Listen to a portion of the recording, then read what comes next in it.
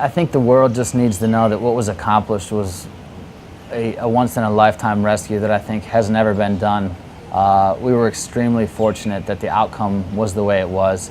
Their coach and the boys all came together and discussed staying strong, having that will to live, having the will to survive. The mouth of the cave was dry when we arrived, and within an hour and a half it had already filled up at least 2 to 3 feet, and we were being pushed out.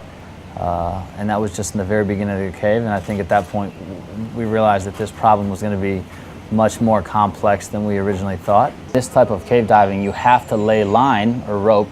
That's your lifeline. So without that, you have no idea of disorientation. You're underwater and the water is completely muddy. So you have to ensure that when you go in, you have a way out. The condition of the air in the cave was deteriorating. So that really started to kind of put a sense of urgency with one, realizing that the long-term survivability of the boys in the cave was becoming a less and less feasible option. They were making progress, but it was very little progress, and they were exhausting themselves, spending anywhere from 4, 5, and 6 hours and maybe covering 40 meters, 50 meters.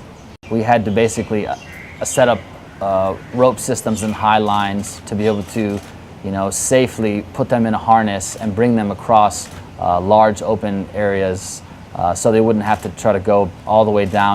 If we jam the cylinders with 80% oxygen instead of just regular room air, that would plus up their oxygen saturation levels, and that would really be good for their mental state.